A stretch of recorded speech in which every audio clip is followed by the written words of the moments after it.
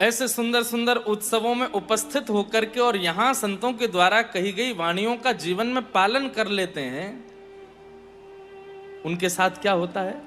वे संसार रूपी भवाटवी से पर निकल लेते हैं, एक प्रकार से यहां से मुक्त हो जाते हैं।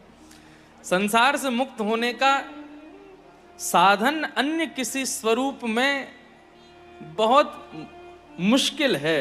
फिर गजेंद्र जैसी अनुग्रह ठाकुर जी कर दें कि पूर्व जन्म की स्मृति आ जाए और गजेंद्र जैसा आप स्तोत्र गान कर दें तो कृपा भले ही हो जाए, नहीं तो इस संसार भवाटवी से मुक्त होने का एकमात्र मानव देह ही आश्रय है। तो ये बात तो प्रमाणित है। हम आप सब लोगों को नित्य भावुक होना चाहिए ये सोच करके कि हमें ठाकुर जी ने मानव बनाया, मतलब अवसर दिया है कि आप मुक्त हो लो। लेकिन फिर भी हम इसका दुरुपयोग करते हैं। तो हम जो अपना विषय कह रहे हैं कि कृपा होती तो केवल मानव बने हैं, अति कृपा हुई तो मानव बनते कहां? चित्रकूट में बने, अयोध्या में बने, वृंदावन में बने, बरसाने में बने, 84 कोस में बने, या जहां भी भगवत भाव विद्यमान है वहां बने। ये अति कृपा है। कृपा, अति कृपा, और उसके बाद में भी ठाकुर जी की सेवा प्राप्त हो जाए किसी भी इंद्रिय से, ठाकुर जी के स्वरूप की सेवा प्राप्त हो जाए, ठाकुर जी के ग्रंथों की सेवा प्राप्त हो जाए, ठाकुर जी के जनों की सेवा प्राप्त हो जाए, ये अति हरि कृपा है। तो दास पर तो अति हरि कृपा हुई, और अति हरि कृपा में भी और जितनी अति लगा दी जाए वो भी कम पड़े। भगवत सेवा प्राप्त हुई, ठाकुर जी की कथा की सेवा प्राप्त हुई, उसमें भी रहवासा धाम में कथा कहने के लिए हमको आमंत्रित कर दिया। और ये संसार के लिए आमंत्रण होगा, हमारे लिए तो आज्ञा है, हमारे लिए तो आज्ञा है। और आज्ञा का निर्वहन महाराज जी आप कह देते हैं ना कि ये करना है, हम पता नहीं क्यों दूसरा विचार ला ही नहीं पाते चित्त में, कहते हैं कि नहीं कैसे भी करना है, करना है, महाराज जी की आज्ञा है। और बस यही, हम कोई अपनी प्रशंसा नहीं कर रहे हैं, हम इसलिए बता रहे हैं कि आप भी ऐसे ही करो। आज्ञा गुरुणाम अविचारणीयाम, हमने पहले दिन भी अपनी कथा में कहा था, आज भी कहेंगे, गुरु आज्ञा नहीं देते हैं, गुरु सामर्थ्य देते हैं। आप बस उसको पालन कर लीजिए, वो हो जाएगी, अपने आप पूर्ण हो जाएगी।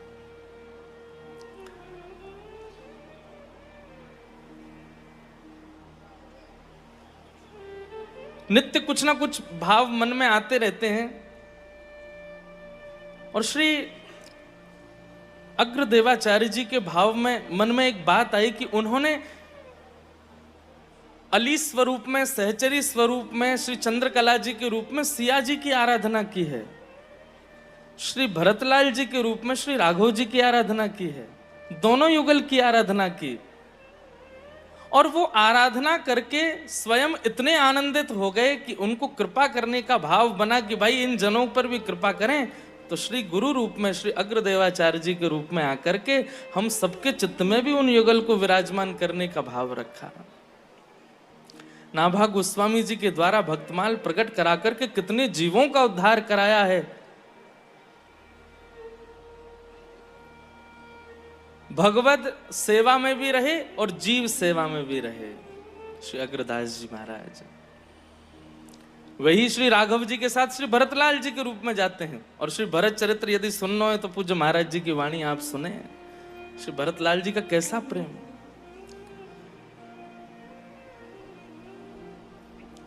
ऐसे श्री अग्रदास जी महाराज के चरणों में 7 दिन कुछ कहने का हमको अवसर मिला, ये हमारे लिए परम सौभाग्य की बात है। आज श्री रामानुज गुरु जी बड़े प्रसन्न हो रहे होंगे, हमारे पूज्य नाना जी बड़े प्रसन्न हो रहे होंगे, हमारे पूज्य दादाजी बड़े प्रसन्न हो रहे होंगे कि लाला ने, चलो एक, वैसे तो कथा करना ही एक सौभाग्य है, लेकिन ऐसी दिव्य पीठ पर आकर के, ऐसी परंपरा की पीठ पर आकर के, ऐसे दिव्य महापुरुषों के सन्मुख अपनी वाणी से एक शब्द भी कह देंगे। अरे महाराज, श्री ध्रुव जी महाराज के सामने जब ठाकुर जी प्रकट हो गए तो ध्रुव जी बोलना नहीं जानते हैं, बोल नहीं पा रहे हैं। ठाकुर जी कह रहे हैं, ध्रुव कुछ कहो। तो ध्रुव जी महाराज कह रहे हैं कि भगवान मैं कैसे बोलूं, आप तो ब्रह्मा आदि देवताओं की सुंदर लच्छेदार वाणी सुनते हैं, उन सबके सामने ये अबोध बालक क्या बोलेगा। ठाकुर जी मंद मुस्काते हैं और पशपर्श बालम कृपया कपोलो, अपने शंख का जैसे स्पर्श कराते हैं, श्री ध्रुव जी महाराज तुरंत बोलने लग जाते हैं। वास्तव में तो पूज्य महाराज जी ही अपनी कृपा दृष्टि से और श्री अग्रदेवाचार्य जी महाराज जी की दृष्टि में विराजमान होकर के दास से थोड़ा बहुत कुछ सेवा यहाँ करवा लिए हैं। आज उसका विश्राम यहाँ हो रहा है और हमने तो पहले ही महाराज जी से कह दी है, जबरदस्ती कह दी है कि मास कथा करने हम आएंगे एक बार मास पर्यंत, क्योंकि अभी तो अगर सही तरीके से देखा जाए तो प्रथम स्कंद पे ही कथा चल रही है। वो तो जन्माष्टमी आई तो हम जल्दी कृष्ण जन्म पे पहुंच गए, वहीं अभी भाव चल रहे हैं।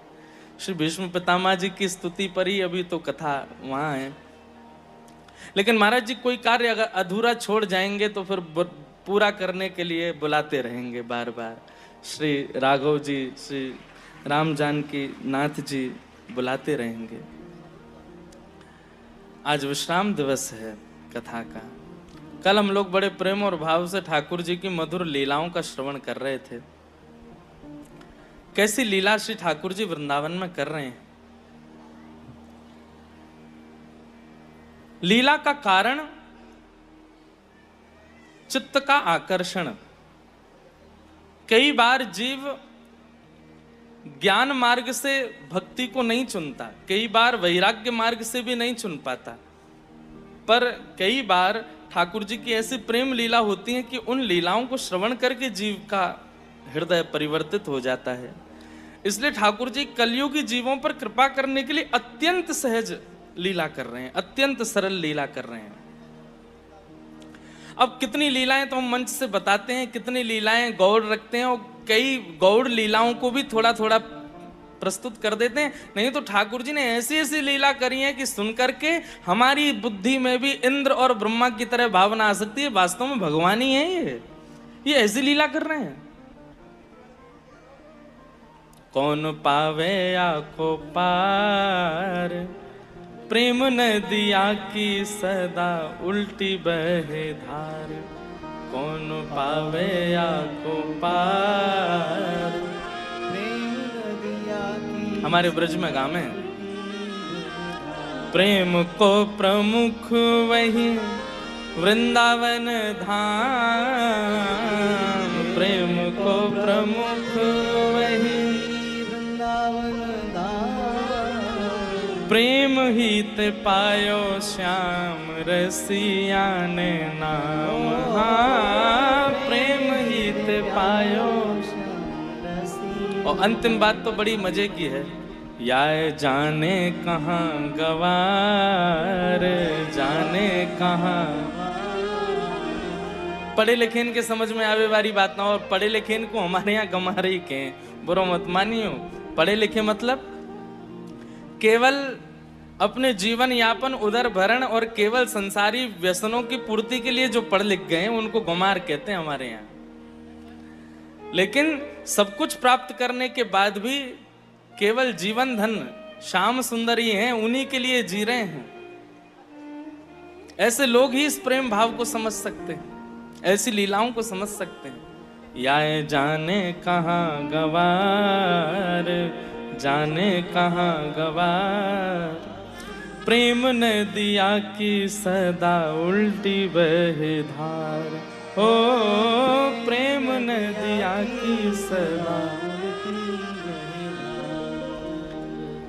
मधुर लीला ठाकुर जी कर रहे हैं। एक दिन मैया की गोद में गए और गोद में जाए के बैठ के बोले, मैया यूं बताए दे तो को दूध प्यारो है कि पूत प्यारो है। मैया बोली, लाला तू ऐसी बात काहे को करो करे। बोले, पूरे दिन तू दूध में ही लगी रहे, कभी देखूं तो दही मथ रही है, कभी देखो तो मक्खन निकाल रही है, कभी देखो तो दूध औटा रही है। सुबह से शाम तक मैया तू दूध में ही रहे, मोह तो संशय होवे कि तू को दूध प्यारो है कि पूत प्यारो है। सुबह सुबह बोल रहे ठाकुर जी।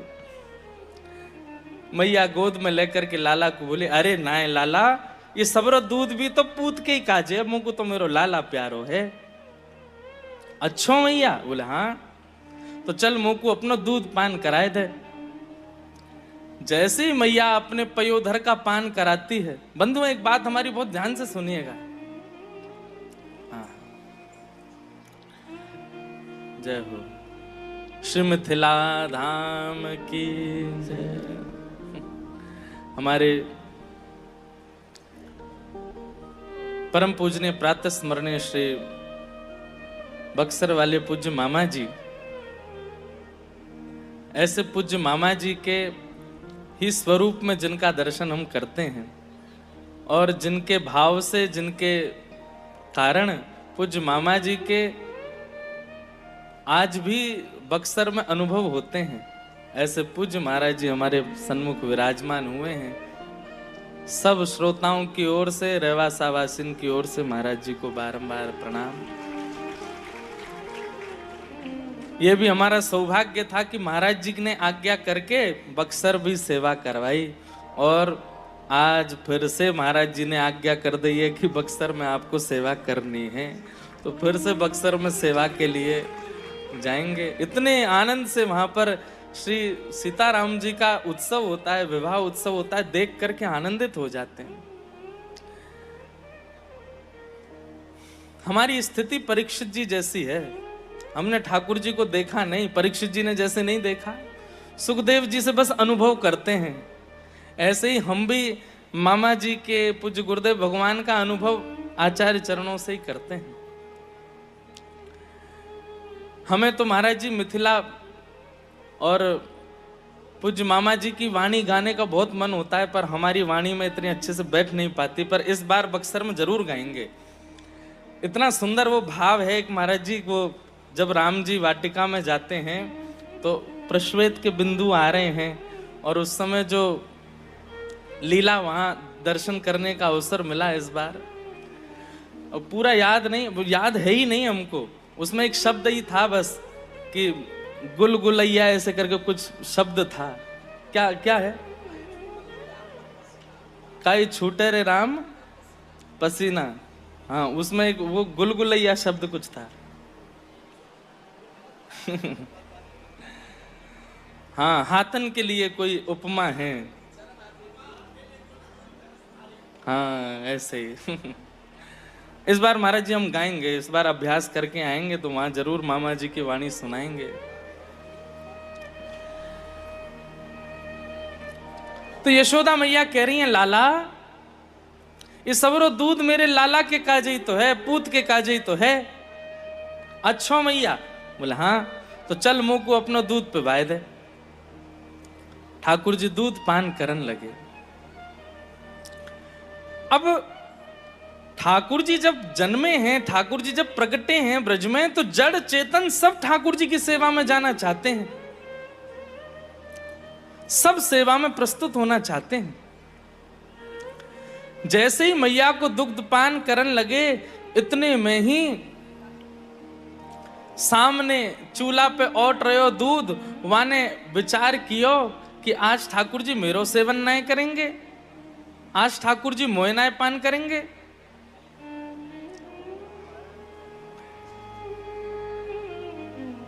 आज मैया के दूध से ठाकुर जी तृप्त हो जाएंगे, तो गैया को दूध जो औट रहे है अपने प्राण त्यागन लगो। तो जैसे दूध बहुत उफन के बाहर आता है, ऐसे ही दूध उफन के बाहर आने लगा। उसके पीछे भावना ये थी कि वो चैतन्य हो गए हैं, वहां दुग्ध की भी ये भावना रहती है। महाराज जी एक प्रसंग आता है ना कि श्रीमद वल्लभाचार्य जी के पास में एक बार 3 लोग रोते हुए आए, तो महाप्रभु जी बोले तुम रो क्यों रहे हो? तो वे बस हाथ जोड़ करके यही बोलते रहे, हमें ठाकुर जी की सेवा से दूर मत करो, हमें ठाकुर जी की सेवा से दूर मत करो। महाप्रभु जी बोले कौन दूर कर रहा है तुमको?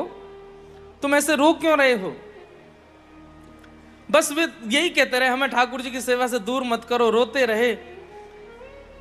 महाप्रभु जी बोले ये सामान्य जीव नहीं है, कोई और हैं। और जब उन्होंने अपने भाव से उनको देखा तो पता लगा कि श्रीनाथ जी की रसोई में जब रसोई सिद्ध की जा रही थी, उस समय चावल का मान अलग करते समय 3 चावल के दाने नाली में बह गए। तो वे ही तीनों दाने ठाकुर जी के सेवा से वियोग के कारण मानव रूप धारण करके आए और महाप्रभु जी से बोले हमें ठाकुर जी की सेवा से दूर मत करो। धन परो क्षीर सागर में, जो धन परो क्षीर सागर में, वेदहु पार ना पायो मैया, वेदहु पार ना पायो, धर्म ही ते पायो, यह धन धर्म ही ते। मैया तू जा लाला के पीछे छड़ी लेके भाग रही है, देवता कह रहे आकाश से, वेद भी नेति नेति कह करके पुकारते हैं, हम देवता भी जिनका पार नहीं पा सकते, जो क्षीर सागर में शेषनाग पर लेटते हैं, वो तेरे घर लाला बन के आए और तू छड़ी लेके भाग रही है उनके पीछे। अरे भैया मैया छड़ी लेकर के भाग रही है, ये एक पक्ष है, लेकिन दूसरा पक्ष ये भी तो देखो कि परमात्मा डर के भाग रहे है आगे आगे।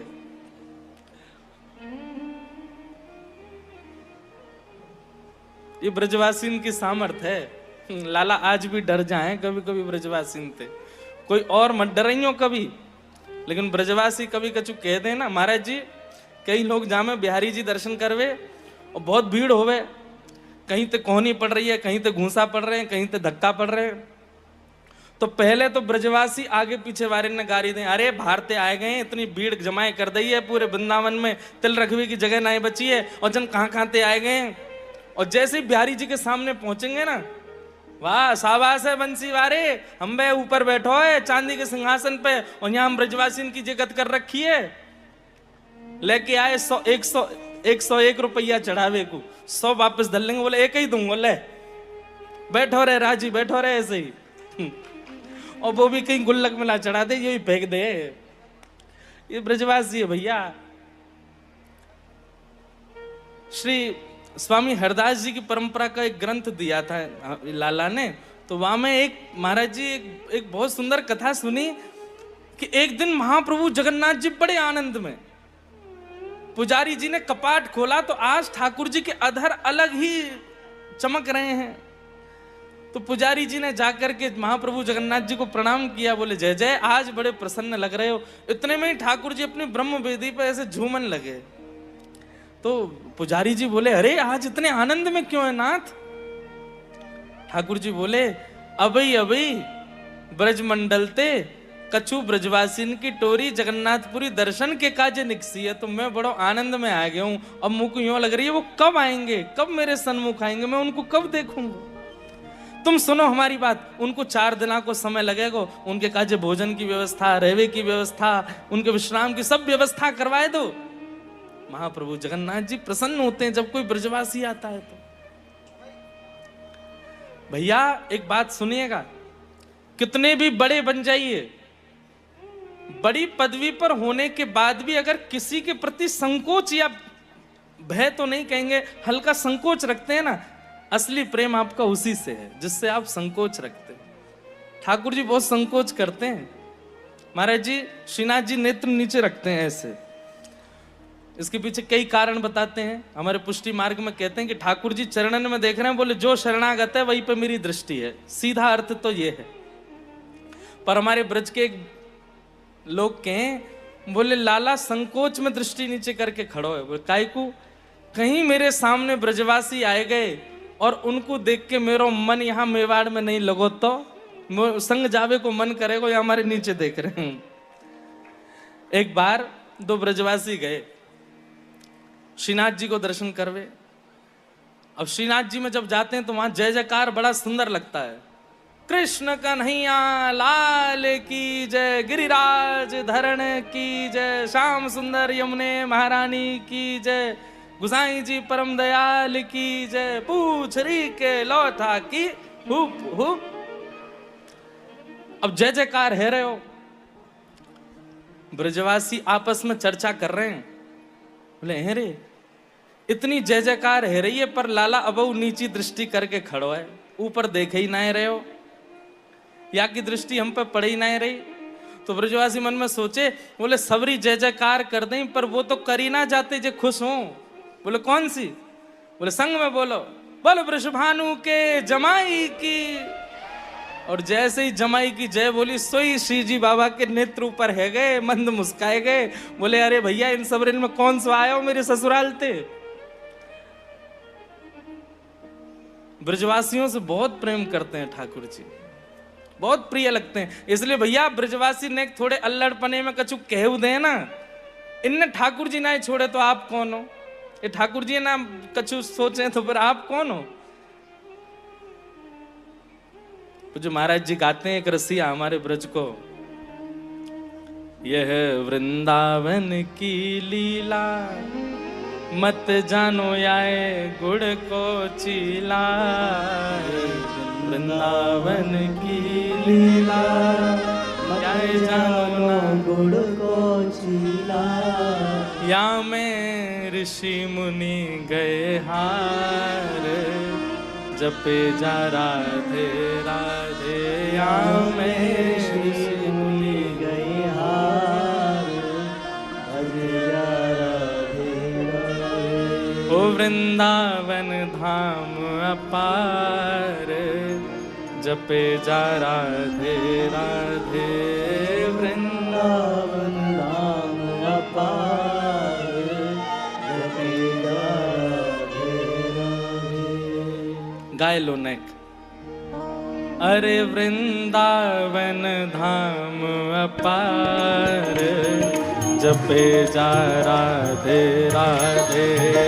वृंदावन धाम अपार, जपे जा राधे राधे। श्री वृंदावन धाम अपार, जपे जा राधे राधे। वृंदावन धाम अपार, जपे जा राधे राधे। जपे जा राधे राधे, रटे जा राधे राधे। रटे जा राधे राधे, रटे जा राधे। इसलिए वो व्यवस्थित करके धर दिया था, बाकी तो वो तो पहले ही उसकी जितना बल था, जितनी योजना थी, जितनी सामर्थ्य थी, वो तो श्री जी पहले ही उसको नष्ट कर चुकी हैं। और पूरी लीला बता करके राम जी के चित्त में जो तनिक एक भाव जैसा आ गया कि हमने तोड़ दिया, चंद्रकला जी ने सब समाप्त किया। बल्कि इसके बाद राघव जी की दृष्टि में सियाजू के प्रति और प्रेम हो गया। वो जितनी कोमल हैं, वो जितनी सरल हैं, वो जितनी सहज हैं, पर भीतर उतनी ही योग्यताओं से परिपूर्ण है। और उसका परिणाम यह हुआ कि जब दीपावली का अवसर आया, सब लोग लक्ष्मी पूजा कर रहे थे, राघव जी नहीं कर रहे हैं। राघव जी बैठे हैं, इतने में सखी ने जाके पूछी, सब भैया भी बैठे हैं, सब पिताजी माताजी सब लोग लक्ष्मी पूजन कर रहे हैं, राघव जी आप नहीं करेंगे? बोले नहीं, हम बैठे ना दूर बैठ के दर्शन कर रहे हैं। बोले नहीं नहीं, आप भी आगे चलें, आप ज्येष्ठ पुत्र हैं, आप पिताजी के बगल में बैठे। तो ठाकुर जी सखीन से विनोद भाव में कहें, हम तो अपनी महालक्ष्मी का पूजन करेंगे, ये सब करके चले जाएं, वाके बाद महालक्ष्मी को पूजन करेंगे। बोले महालक्ष्मी कौन? बोले जिनके बारे में आप बता रही थी, जिनकी चुनरी के एक भाग से धनुष इर्ज करके पूरे नगर में भ्रमण कर आई, वो तो हमारी महालक्ष्मी तो वही है ना। उन्हीं की कृपा से हमने धनुष तोड़ा है, तो हम तो उन्हीं की पूजा करेंगे, सीता जी की। और श्री राघव जी चंद्रकला सखी से कहते हैं, आप व्यवस्था करो। क्या? बोले सहस्त्र पुष्प हमको अर्चन में करने, आप सहस्त्र पुष्पों की व्यवस्था करो, और कहीं बाहर से मत मंगवाना, नहीं तो लोग बाग पूछेंगे कहाँ जा रहे हैं, 1000 पुष्प, तो सबको पता चलेगी, तो कहीं सब लोग विनोद ना करने लगे, इसलिए आप किसी को बताना नहीं, और 1000 पुष्प हमारे कक्ष में भिजवा दो। हम महालक्ष्मी श्री जानकी जी हमारी महालक्ष्मी है, गृह लक्ष्मी, उनकी पूजा करेंगे।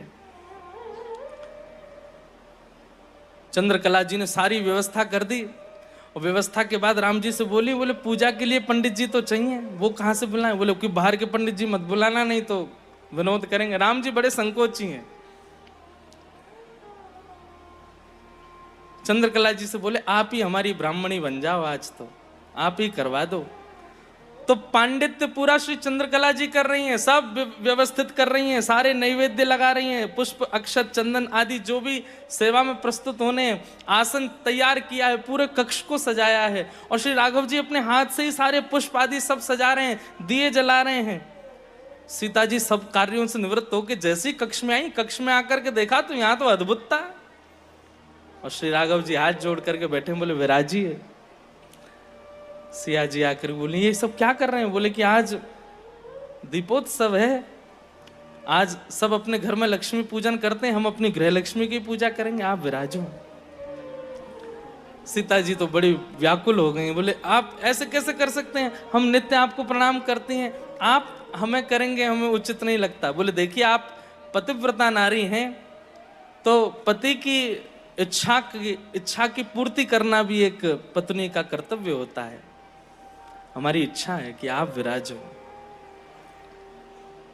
और श्री सिया जी बड़े संकोच में हैं, लेकिन चंद्रकला जी और सब सखियां बहुत सहज कर देती हैं। और तब श्री जानकी जी आसन पर विराजमान होती हैं और श्री राघव जी श्री जानकी जी का पूजन करते हैं, पूजन करके अर्चन करते हैं, सहस्त्रार्चन करते हैं। योग्यताएं तो सब में होती हैं, पर हम संसारी जीव अपनी योग्यताओं को बहुत जल्दी प्रकट कर देते हैं, प्रस्तुत कर देते हैं।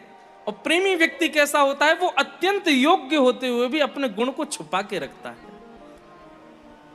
उसको अतिशीघ्र प्रस्तुत नहीं करता।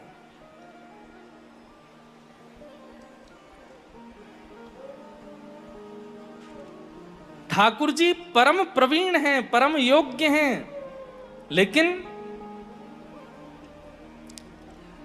यशोदा मैया के सामने प्रेमी बन गए तो ठाकुर जी दौड़ रहे हैं आगे, यशोदा मैया पीछे दौड़ रही हैं। दारी के रुक तो बताऊंगी मैं। थोड़ी देर बाद जब मैया हांफन लगी, थक गई, एक वृक्ष के पीछे जाके मैया जैसे ही रुक गई, वहां थक करके जोर जोर से हांफन लगी, तो दूर एक वृक्ष के पीछे जाके ठाकुर जी देख रहे हैं मैया को, और वहीं से कह रहे हैं मैया कहां भयो? मतलब ठाकुर जी को भय भी लग रहा है और चिंता भी हो रही है मैया की। मैया तू को कहां भयो, तू काहे को रुक गई? मैया बोली लाला मैं बहुत हार गई हूं, दौड़ दौड़ के मेरी सांस उखड़ गई है और मुंह पे तो अब चलो ही नहीं जा रहा। अच्छो मैया तेरी हार कैसे दूर होएगी? बोले अगर मेरो लाला दौड़ के आवेगो, मेरे कंठ ते लग जाएगो तो मेरी हार दूर रह जाएगी। ठाकुर जी एक बार को तो चल पड़े, अब सोचो कितने सहज हैं ठाकुर जी। थोड़े एक बार को चल दिए मैया के पास और फिर रुक करके बोले ना मैया मैं ना आऊंगा तेरे पास। बोले क्यों? बोले तेरे हाथ में जो छड़ी है ना, या तो मुझको डर लगे, या के कारण मैं तेरे पास ना आऊंगा, पहले या को फेंक तब आऊंगा।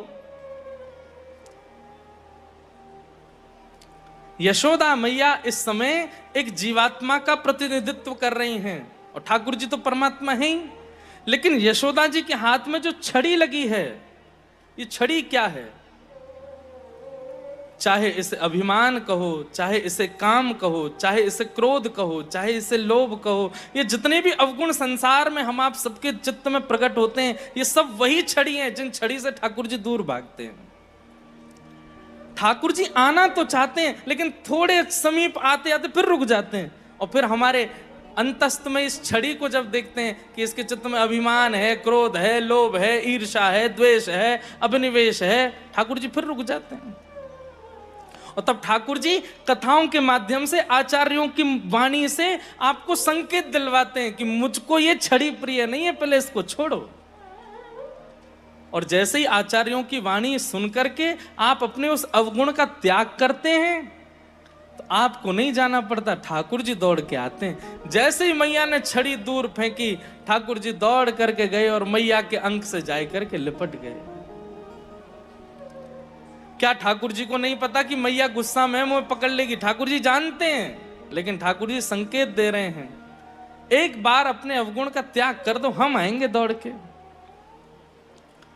ठाकुर जी दौड़ करके गए, मैया के अंक से लग गए। थोड़ी देर तो मैया ने अंक में रखे, लेकिन थोड़ी देर बाद मैया बोली लाला ऊधमी है गो, तो को आज मैं दंड दूंगी। और मैया लाला को पकड़ करके ले गई और एक ऊखल से बांध दियो। बंद भी नहीं पा रहे हैं ठाकुर जी, बार बार रस्सी छोटी पड़ रही है, लेकिन स्वयं ही कृपा करके मैया के मुखमंडल को देख करके ठाकुर जी के मन में भाव आयो, मैया इतना श्रम कर रही है, मैं बंद जाऊं। और ठाकुर जी बंद गए। आज तो को ना दूध मिलेगा, ना रोटी मिलेगी, ना मक्खन मिलेगा, खड़ो रहे यहीं पे धूप में। ऐसा कहकर के मैया तो चली गई। ठाकुर जी सोचे अब मैं कहां करूं। ठाकुर जी बंधन में नहीं आ सकते, पर एक के बंधन में आ सकते हैं, अहम भक्त पराधीन। ठाकुर जी केवल एक के ही बंधन में आ सकते हैं, और वो भक्तन के, और किसी के नहीं। और भक्त भी कैसे?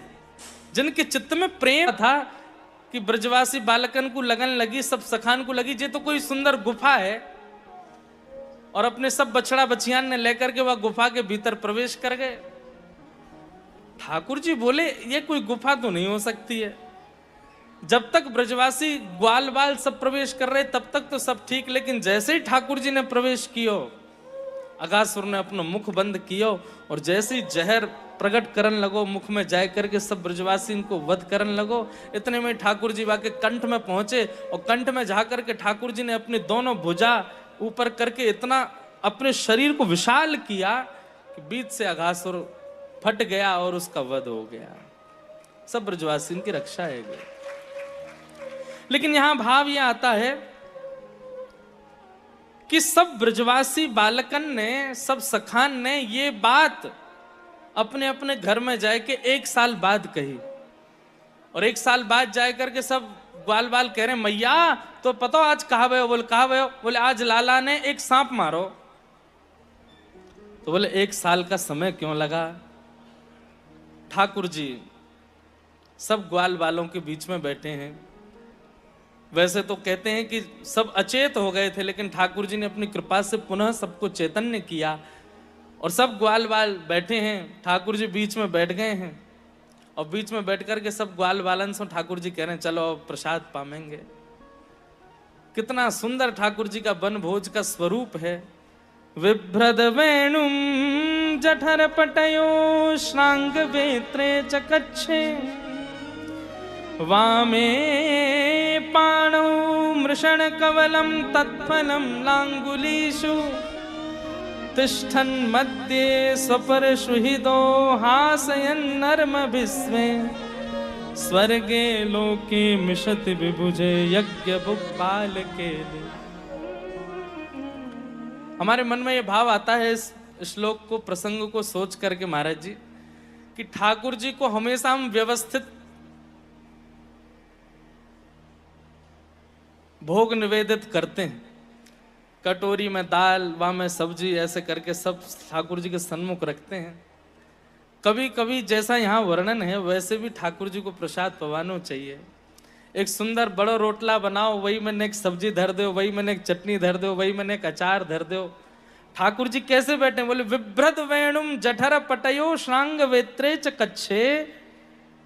ठाकुर जी ने अपने एक भुजा के नीचे तो वेणु दबा रखी है, और दूसरी भुजा के नीचे गैयान को बुलावे वाली श्रृंगी दबाए रखी है। अपने हाथ के मध्य में ठाकुर जी चटनी लेकर के बैठे हैं, और उंगलियों के बीच में विविध विविध प्रकार के अचार लगा रखे हैं। यहाँ टेंटी को अचार है, यहाँ नींबू को अचार है, यहाँ आम को अचार है। दूसरे हाथ में ठाकुर जी ने रोटी ले रखी है, एक रोटी पामे फिर एक अचार चाटें, फिर एक रोटी पामे फिर एक चटनी चाट लें, और फिर सामने बैठे जो ग्वाल वाले हैं उनसे कहें अरे तू खा लेके आयो? मैं तो लाला गोभी को साग लाऊं, ला चल खवाए दे मोकू। वो अपने हाथ से खवावे, ठाकुर जी वाको पाले। तू खा लेके आयो? लाला मैं तो आलू को झोल लाया हूं, चल चल जल्दी पवा मोकू कैसो है। वर्णन के भाव से तो ऐसा प्रस्तुत होता है कि ठाकुर जी के चारों तरफ सखा बैठे हैं, लेकिन एक भी सखा को ये नहीं लग रहा है कि ठाकुर जी उसकी तरफ मुख करके बैठे हैं। सबको ये लग रहा है ठाकुर जी मोये देख रहे हैं और मोते ही मांग रहे हैं, और सबके भाव से ठाकुर जी पा रहे हैं। इतने में ठाकुर जी बोले अरे मधुमंगल ना है, देख रहे हो कहां गए हो? अरे लाला मटका में कोई ऐसा लगे कड़ी वड़ी लेके आयो, और कहीं हम सब रे चटनाए कर जाए या हमारे एकांत में जाके खाए रहो है। ठाकुर जी बोले मोते कैसे बच के जाएगो है कहां को? बोले वहां बैठो वृक्ष के पीछे। ठाकुर जी दौड़ करके गए तो जाके देखो मधुमंगल पूरा घड़ा मुक्ते लगाए के सब चप चप पीतो जा रहो। ठाकुर जी बोले, हैं रे मोते बचाए रहो दिखे कि कहीं मैं ना खा लूं तेरी कढ़ी है, मैं ना मांग लूं, या हमारे एकांत में बैठ के पान कर रहा है। मधुमंगल बोले, ना लाला ऐसी बात ना। तो कैसी बात है? वो 3 दिना की बासी कढ़ी हती, खट्टी है गई। अब लाला तू तो राजा को लाला है, तेरे घर तो रोज नयो भोजन बने, हम तो एक बार मैया कढ़ी बना दे, 2-2 दिनांत तक वही में करनो पड़े। लाला ऐसी बात ना है, अब खट्टी कढ़ी है तो को नहीं पिवाऊंगो, अब तू तो कोमल है लाला, या को तू माने ना है, जिद करके खा ले, और कहीं खावेगो तो को कहीं संकोच में बोलेगा ना, और तो कहीं दिक्कत भई तो, या मैं लाला मैं तो एकांत में सब रोज चट कर रहा हूं। ठाकुर जी बोले, ला दिखा मुंह देखन दे खट्टी कैसी है। इतने में ठाकुर जी मटका देखो तो वहां में तो कछु है ना। लाला अब तो खाए गए, अब तो पी गए सबरी। ठाकुर जी बोले, अच्छा लेकिन मुंह को तो मिले ही गई। बोले, कहां ते मिली, मैं तो सबरी खा ली। ठाकुर जी ने मधुमंगल की ठोड़ी पकड़ी और अपने नेक समीप लेकर के जो थोड़े थोड़े बिंदु कड़ी के मुख पे लगे हैं, यहाँ नेक कड़ी लगी, नाक पे लग गई, गार पे लग गई, ठाकुर जी जीभ निकाल के मधुमंगल को मोही चाट गए और चाट करके सबरी कड़ी ले गए। बोले, अरे खट्टी तो ना है, स्वाद तो बड़ी बनी, लेकिन दारी के तू चावे ना है सब पामे, या हमारे ऐसो करे। लेकिन ठाकुर जी तो सहज में लीला कर गए, पर मधुमंगल तो भावुक हो गया, नेत्रन में आंसू भर आए, अंक में भर लिया ठाकुर जी को। वो लाला तू इतना प्रेम मत कियो कर, हम इतने अधिकारी नहीं है जितना तू हमसे प्रेम करे। ए तू मुंह पे लगी भाई कड़ी चाट गयो तो तू मेरो मित्र ना है, मैं ना ही चाट सकूं। वो ना लाला बात वो ना है, कल को अगर तू बड़ो है गयो और तो में ज्यादा योग्यता आ गई, कहीं तू हमसे दूर है गयो तो तेरे वियोग में हम कैसे रहेंगे, तू इतना प्रेम मत करे कर।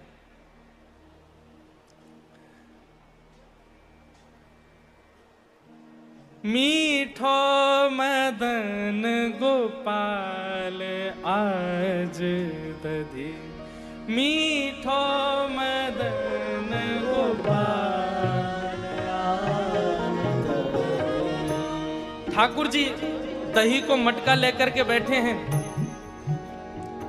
और सबरे ब्रजवासी सामने, सब सखा खड़े हैं। ठाकुर जी कह रहे हैं, भैया अपने अपने पत्तल लेके आओ तो सबन को दही बांटूं। ठाकुर जी दही निकाल करके और नेक देखें, ब्रजवासी कहें, लाला तू नेक या को भोग लगाए दे। तो ठाकुर जी नेक चाट चाट के सबन को देते जा रहे हैं और सब पाए रहे हैं और प्रेम से कह रहे हैं, बोले लाला ए सो दधी हम कबहू न चाखो, ए सो दधी हम कबहू न चाखो, ए सो दधी हम कबहू न चाखो, ए सो दधी हम कबहू न चाखो। ए सुन गोकुल के नाथ आज दधी, सुन गोकुल के नाथ आज, हे मीठो मदन गोपाल आज दधी, मीठो मदन गोपाल आज। बोल बाल कृष्ण लाल की जय। बहुत सुंदर पद।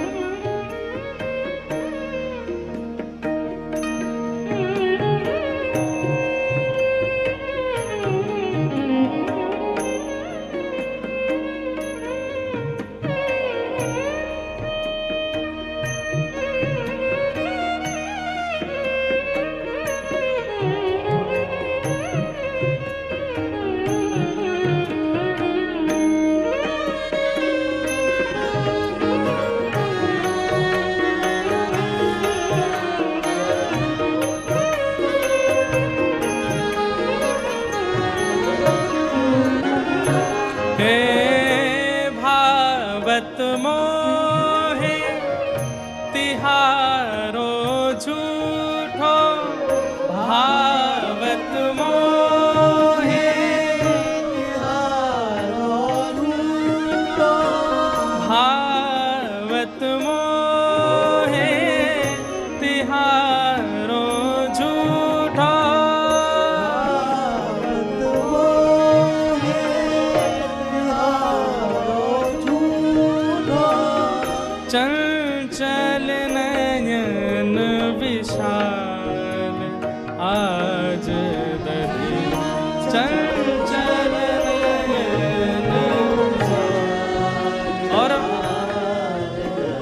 पद की एक प्राण लेने वाली एक पंक्ति है, जिस पंक्ति को गा के, सुन के, अनुभव करके, चिंतन करके बस रोम रोम पुलकित हो जाता है।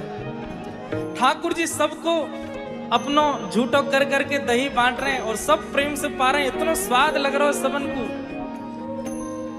लेकिन इतने में ही सबरो दही पूरा है गयो।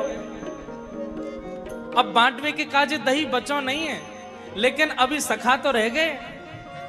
सबरे सखा रोन लगे, लाला हम तो पीछे खड़े रह गए और सबरो दही तेने बांट दियो, हमको तो मिला ही नहीं। ठाकुर जी बोले कितने बचे हो? सखा बोले हम 5 रह गए हैं भाई, और पूरा तेने मटकाते निकार निकार के सबरो दही दे दियो, अब हम का पामे? ठाकुर जी बोले 5 रह गए हो ना? बोले हाँ। जिन नहीं पायो सुनो मेरे भैया, जिन नहीं पायो सुनो मेरे भैया, जिन नहीं पायो सुनो मेरे भैया, जिन नहीं पायो सुनो मेरे भैया। क्या कर रहे हैं?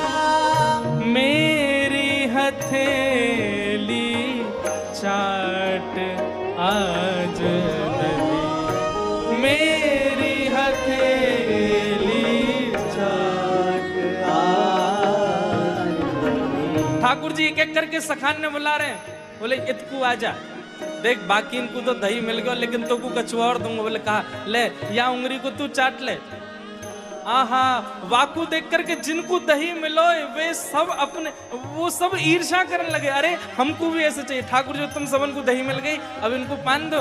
एक सखा एक उंगली चाट के गयो, दूसरा दूसरी उंगली चाट के गयो, तीसरा। ठाकुर जी के संग ऐसे आनंद कर रहे हैं। सब सखान में होड़ लगी है, हम पामेंगे हम पामेंगे। जो नहीं पायो सुनो मेरे भैया, जो नहीं पायो सुनो मेरे भैया, मेरी हथेली चाट आज दही, मेरी हथेली चाट आज। आपुन खात खवावत ग्वालन, आपुन खात खवावत ग्वालन, मानस लीला रूप, मानस लीला रूप। हे परमानंद प्रभु हम सब जानत, परमानंद प्रभु हम सब जानत। तुम त्रिभुवन के भूप आज दही, तुम त्रिभुवन के आज दही, मीठो मदन गोपाल आज दही, मीठो मदन गोपाल आज दही, मीठो मदन गोपाल।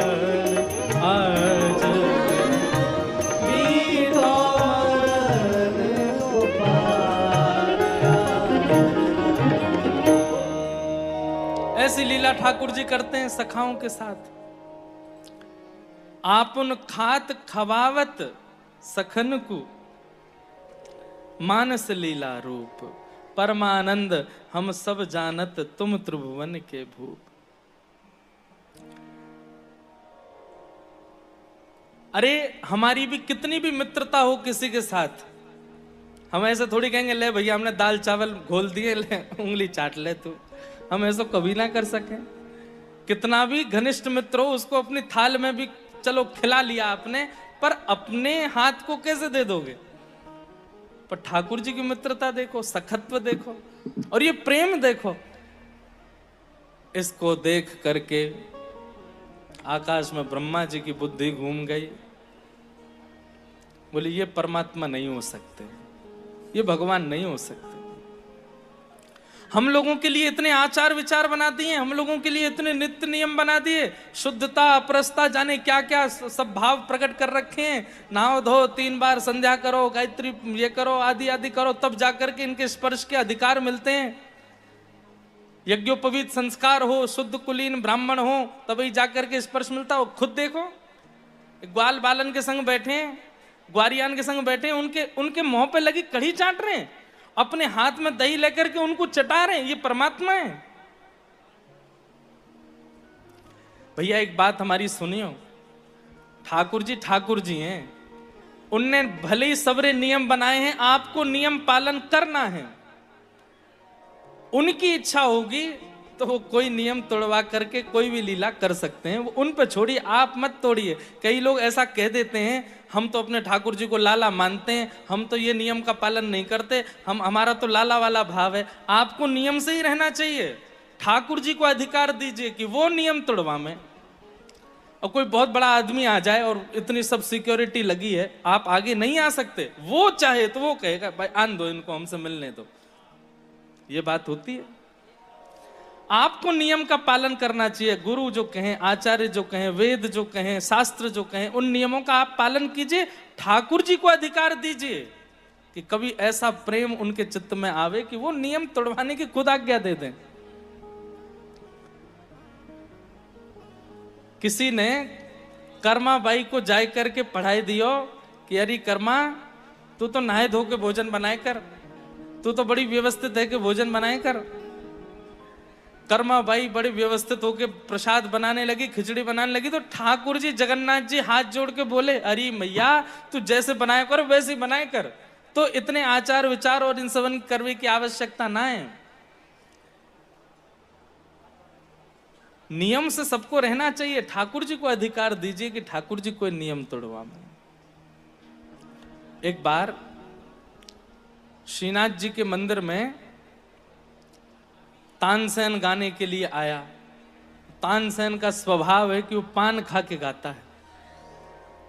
तो जैसे ही गान लगो तो गुसाई जी बोले, तानसेन ये राजा का दरबार नहीं है, कुल्ला करके आओ, शुद्ध स्थिति में बैठो, यहाँ पे कोई राग सेवा नहीं हो रही है, कोई बादशाह को तुम कोई वो नहीं कर रहे हो, साक्षात परमात्मा बैठे हैं, यहाँ शुद्धि का ध्यान रखना पड़ेगा।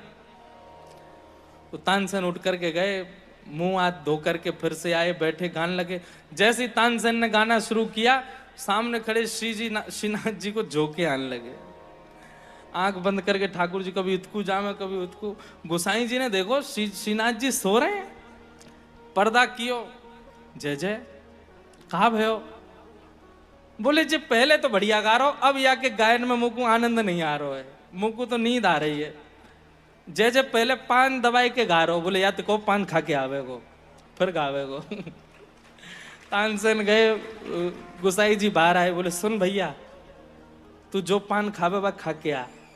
बोले आपने तो मना किया था। बोले हमने मना कियो, हम तो आचार्य की वाणी, सब शास्त्र की वाणी, सब बात कहें भैया, जो आचार विचार है, पर उनकी इच्छा है तो वह के आगे कैसे कह सके। वो कह रहे खा के आ।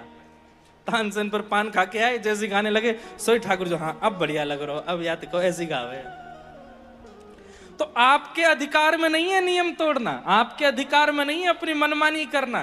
ठाकुर जी को अधिकार दीजिए, ऐसा प्रेम प्रस्तुत कर दीजिए, ऐसी सेवा कर दीजिए कि ठाकुर जी के अधिकार में आ जाए। वो कहें कि नहीं तुम इसको मत करो, तुम तो ऐसे ही आओ हमारे पास, आपके अधिकार में नहीं। ये सब सखा भी ठाकुर जी के, ये भी सब बड़ा ध्यान रखते हैं। ठाकुर वर्णन आता है एक जगह कि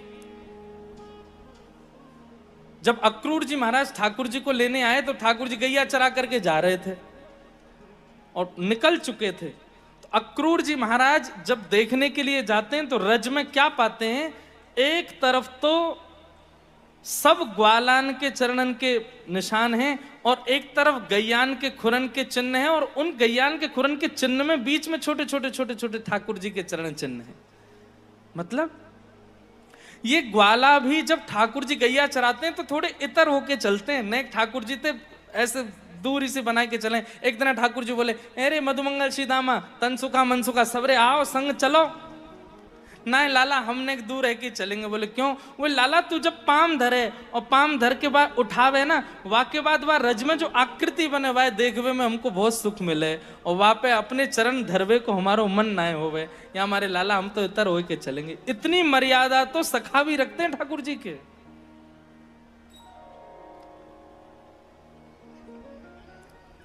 और ठाकुर जी के मन में आए गई तो फिर सबरे नियम तोड़वा देंगे, वो जैसे चाहेंगे वैसे करवा लेंगे। ब्रह्मा जी के चित्त में भाव आया कि ये परमात्मा कैसे हो सकते हैं। ग्वाल बालों का हरण करके चले गए। ठाकुर जी ने देखा ग्वाल बाल सब हमारे कहाँ गए, तो पता चला कि ब्रह्मा हरण करके ले गए। तो ठाकुर जी ने अपने स्वरूप से ही समस्त ग्वाल बालों को प्रकट कर दिया। 1 वर्ष तक ठाकुर जी ही ग्वाल बाल बनकर के ब्रज में विचरण करते रहे। यहां ब्रह्मा जी के चित्त में आया कि मैं देखूं तो सही कि वो भैलूपिया कृष्ण व्याकुल हो रहा होगा अपने ग्वाल बालों के विरह में। नीचे आकर के जैसे ही देखने लगे तो क्या देखा, जिन ग्वाल बालों का हरण करके ले गए वो सब तो विचरण कर रहे हैं, वो सब वैसी लीला कर रहे हैं जैसे पूर्व में थी। ब्रह्मा जी समझ गए, बोले एक व्यक्ति की दूसरी कृति बनाने की सामर्थ्य तो मेरी भी नहीं है। जुड़वा बालक भी होते हैं तो थोड़ा अंतर तो होता है। एक जैसा दूसरा स्वरूप बनाने की सामर्थ्य तो ब्रह्मा में भी नहीं है। एक जैसी दूसरी कृति बनाने की सामर्थ्य तो केवल परमात्मा है। जो ग्वाल बाल हरण किए वे तो ब्रह्मलोक में है, ये नीचे कैसे आ गए? निश्चित ही ठाकुर जी की कृति है। मुझसे अपराध हो गया है और मुझे क्षमा मांगना चाहिए, पर क्षमा ऐसे कैसे मांगूं? ग्वाल बालों को लाके अर्पित करके फिर क्षमा मांगूंगा। ब्रह्मा जी जैसे ब्रह्मलोक की तरफ मुड़े, यहां ठाकुर जी ब्रह्मा जी से पहले ही ब्रह्मलोक पहुंच गए और ब्रह्मा जी बन करके गए। और ब्रह्मा का रूप धारण करके ठाकुर जी गए और जाकर के द्वारपालों से बोले, आजकल हमारे बहुत बेलूपिया घूम रहे हैं, कोई दूसरा ब्रह्मा आवे तो आप उसको भगा देना यहां से। ठाकुर जी जाकर के ब्रह्मलोक में बैठ गए। अब असली ब्रह्मा जी जब पहुंचे, द्वारपालों ने रोक दिया। ब्रह्मा जी बोले, आप हमें क्यों रोक रहे हैं? बोले, हमें पता है तुम बहलूपिया हो, असली तो भीतर बैठे हैं। ब्रह्मा जी बोले, भैया दूसरा ब्रह्मा बनने की सामर्थ्य भी केवल उन्हीं में है। बोले, मैं नकली ब्रह्मा हूं, मैं स्वीकार कर रहा हूं, लेकिन जो असली ब्रह्मा बैठे एक बार उनसे दर्शन करा दो। ठाकुर जी के समीप गए। सबको तो वे ब्रह्मा के रूप में दिख रहे थे, लेकिन ब्रह्मा जी को साक्षात शंख चक्र गदा पद्मधारी चतुर्भुज रूप में दिख रहे थे। ब्रह्मा जी ने चरणों में प्रणाम किया। नो मिड्यते ब्रवपुषे टडिदंबराय गुंजावतम सपरिपेच्छल सन्मुखाय वन्यस्त्रजे कवलवेत्र विषाण वेणु लक्ष्मश्रिये मृदुपदे पशुपांकजाय। ब्रह्मा जी ने खूब सुंदर स्तुति गाई। उच्छेपणं गर्भगतस्य पादयो किं कल्पते मातुरदोक्षजागस। ब्रह्मा जी एक निवेदन करते हैं ठाकुर जी के चरणों में। जब इतनी देर स्तुति गाते रहे और ठाकुर जी के मुखमंडल पर बिल्कुल प्रसन्नता नहीं देखी, तब ब्रह्मा जी कहते हैं, बोले नाथ, जिस प्रकार गर्भ में विद्यमान बालक, मां के गर्भ में विद्यमान बालक कभी गर्भ में कुछ क्रिया करता है, तो क्या गर्भ धारण कर रही मां उससे नाराज हो जाती है? अरे गर्भ में बालक कभी हाथ चलावे, पैर चलावे, और उससे अगर मां को पीड़ा होती है, तब भी मां अपने गर्भ के बालक पर नाराज नहीं होती, उसको आनंदित करती है, उसको एक छोटे बालक की किलोल मान करके स्वीकार करती है।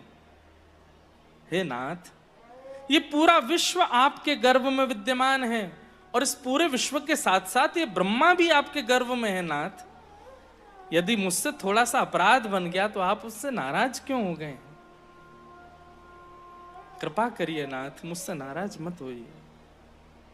ब्रह्मा जी ने स्तुति गाई, पर ठाकुर जी ने ब्रह्मा जी को क्षमा नहीं किया।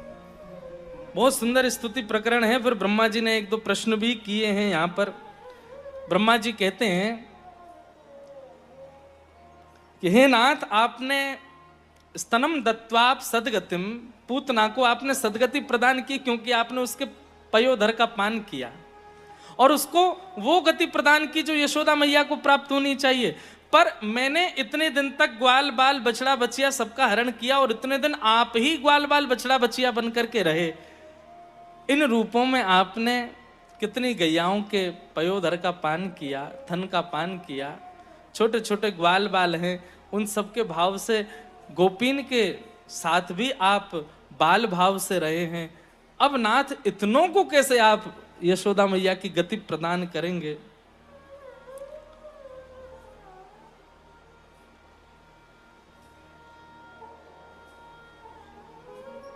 सद्वेषा द्विवपूतनापि सकुला त्वामेव देवा पिता। वर्णन करते हुए यहां पर कहते हैं कि आप उनको जब मातृगति प्रदान कर सकते हैं केवल पयोधर पान करने पर, तो इतने गोपियों पर आपने कृपा की, इतनी गैयाओं की आप बछड़ा बछिया बने, इन पे भी कृपा करेंगे, इनको कैसे मातृगति प्रदान करेंगे? ठाकुर जी ने इसका कोई उत्तर नहीं दिया, क्योंकि ब्रह्मा जी के कृत्य पर ठाकुर जी कुछ कहना ही नहीं चाहते। और किया क्या है ऐसा ब्रह्मा ने? बोले जो हरि को भज रहे थे, जो हरि के प्रिय थे, उनको दूर करने का कार्य किया, इसलिए ठाकुर जी को प्रिय नहीं लगा।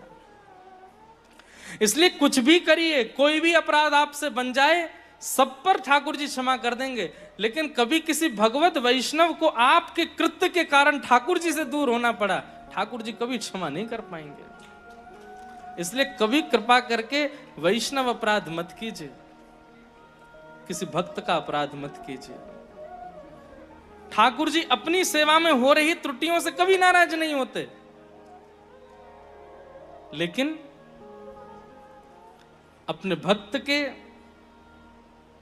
किसी भी अपमान को ठाकुर जी स्वीकार नहीं कर पाते। इसलिए कृपा कीजिए, भय केवल एक से रखिए, भगवत भक्त, उसका कभी चित्त से भी हमारे अंदर में कभी अपराध भाव ना बने, ऐसी क्रिया करो। अब कथा तो बहुत है, हमारा मन है कि श्री गिरिराज उत्सव तक कथा कह दें, फिर उसके बाद की क्रम महाराज जी आप कह करके श्रीमद् भागवत जी का विश्राम कर दें, या फिर आपकी आज्ञा होगी तो फिर जो शेष रह जाएंगे फिर आएंगे श्री रेवासा जी।